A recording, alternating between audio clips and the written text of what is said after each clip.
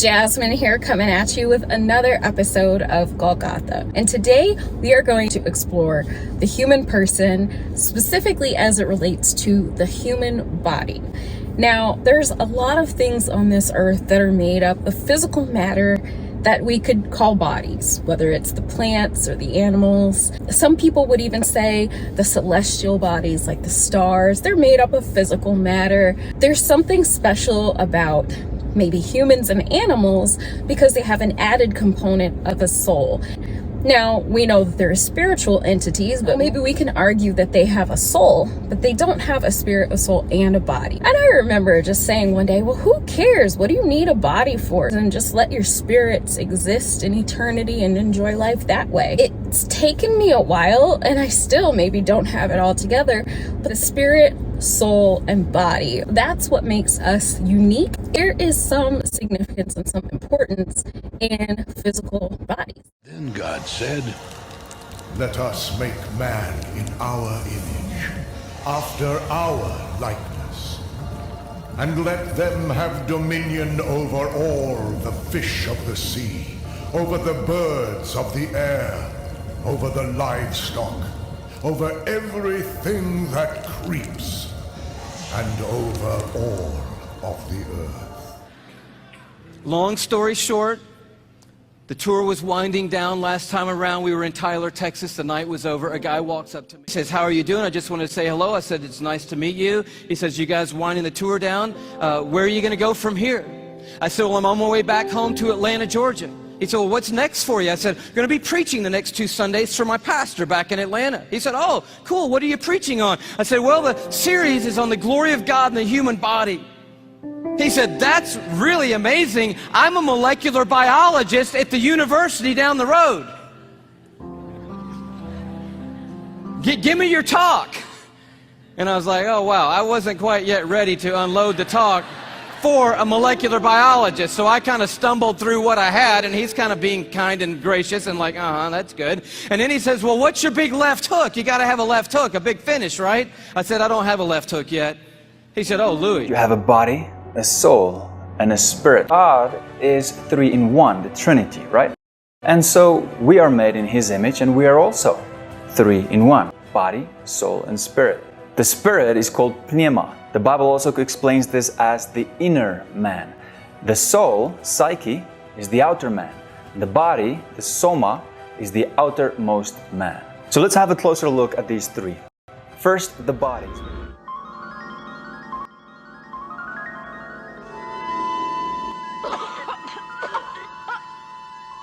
This is Dolly, the first mammal cloned successfully from an adult cell. She was born in 1996 after scientists figured out how to remove the DNA from the egg cell of a Scottish blackface sheep and basically replace it with the DNA of a mammary cell from a Finn Dorset sheep. They gave it a little electric shock to fuse the cell and get it replicated, placed the cells in the uterus of another sheep, and boom, clone. It's alive! In the name of God! Now I know what it feels like to be God! This method, called reproductive cloning, could theoretically be used on humans. But this is a best-case scenario. It took 277 tries for the scientists to get 1 Dolly. Nowadays, cloning mammals generally has a success rate of about 10 to 20%, better than 1 in 277, but still a majorly inefficient process. To even research human cloning, scientists would need to ethically collect a large amount of donated eggs and find enough surrogates to carry them. But even if they made it through that logistical nightmare, the biggest issue is this. First, scientists have found that some embryos expire before they're implanted. Others result in miscarriages. And those that make it to term often die soon after birth or end up with severe abnormalities. Simply, these are risks that are easier to take when it comes to experimenting with sheep than with people. Not all flesh is the same flesh. There is one flesh for humans, another for animals, another for birds, another for fish. There is a splendor of the sun, another of the moon, and another of the stars. In fact, one star differs from another star in splendor. So it is with the resurrection of the dead. Sown in corruption, raised in incorruption. Sown in dishonor, raised in glory. Sown in weakness, raised in power. Sown a natural body, raised a In most spirit. cases, in order for you to be alive, your parents had to meet. If we limit her available bachelors to about 5% of the world population, she had about a 1 in 20,000 chance of meeting your dad. See, your mother has about 300,000 eggs left by the time she reaches puberty, and will only release around 300 of them. Furthermore, men produce hundreds of billions of sperm cells in their lifetimes, any of which could reach that egg. It also depends on your parents' parents, and their parents, and the parents before that. You see where I'm going? If you want to get into the physics of life existing, it all depends on the finely tuned physical constants, like the electric charge, the gravitational constant, and even the dimension of space-time. If any one of these were different, incredibly important atoms like carbon would either be too unstable, or the electrons would collapse into the nucleus. And if there's no carbon, macronutrients like proteins, lipids, carbohydrates, and nucleic acids would not exist. It doesn't matter what type of isotope you have for carbon, so that's all 6. And if there's no carbon, macronutrients like proteins, lipids, carbohydrates, and nucleic acids would not exist. Neither would you.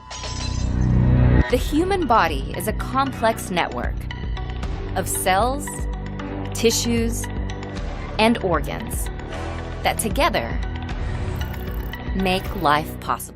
10 major systems are responsible for the body's functions: skeletal, muscular, cardiovascular, nervous, endocrine, lymphatic, respiratory, digestive, urinary, reproductive.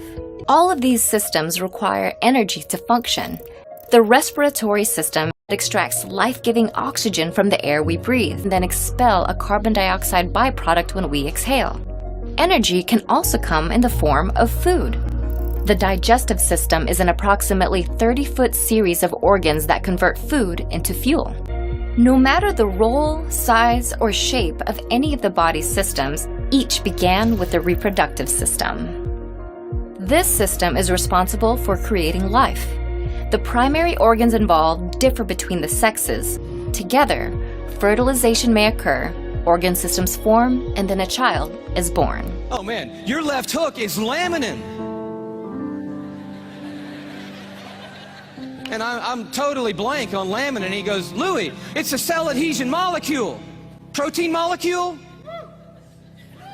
Do you know about proteins? I'm like, no. They're between 10 and 60,000 proteins in the human body. We don't even know how many proteins are in the human body. But one of them is a cell adhesion molecule. It's organized into this certain structure, and that tells the cell what its job is in the body. And this one is a cell adhesion molecule. And I'm like, all right. He said, no, Louis, it's like the rebar of the human body. The steel they put in the concrete when they lay the foundations of things, it's that stuff. It's holding your membranes together. It's the glue of the human body, Louis. It's laminin. You got to tell them about laminin. Wow. That's laminin? The cell adhesion molecule. Woo! That the stuff that holds our bodies together, that's holding the lining of your organs together, holding your skin on, is in the perfect shape of the cross of our Lord Jesus Christ. And immediately I'm thinking about the words of Paul in Colossians 1. You know this beautiful passage where Paul's talking about the supremacy of Christ and the sufficiency of Christ. He says, for by him, talking about Jesus Christ, all things have been created, things in heaven and things on earth. All things were created by Jesus and for Jesus. But then the next verse goes on to say this. It's crazy. And he, Jesus, is before all things, and in him, that is, in Jesus Christ, all things hold together. It's right there. I'm like, of course they do. Of course they do. Everything holds together in Jesus Christ. He causes it to rain on the earth where no man is. Think about that. He causes it to rain on the earth where there's no one. He cares about the dirt. And think about it. You were made from the dirt. He made us from the dust of the ground.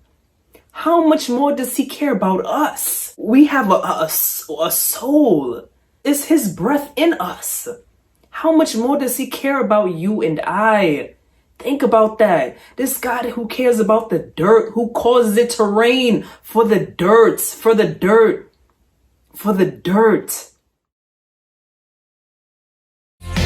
All things were created through him and for him. Hey, hey! All things were created through him and for him. Hey, hey! He is before all things, and in him all things hold together. And he is before all things, in him all things hold together. Oh, by him. Oh, by him. Oh, by Jesus. All things were created through him and for him. Hey, hey! All things were created through him and for him. Hey, hey! All things were created through him and for him. Alright, what's going on out there? Something really freaky? You might have read that an Italian neurosurgeon called Sergio Canavero performed a head transplant recently, but that transplant wasn't on living people, it was on corpses. Wait a minute. That's not my voice. That's Mom's voice. We are not Lego. Just sticking things together doesn't mean they work with us humans. With billions of neurons each, with trillions of synapses in the cerebral cortex, we can't really just expect to hook a new brain up to another body. For the most part, the great head transplant story is now being received as fake news.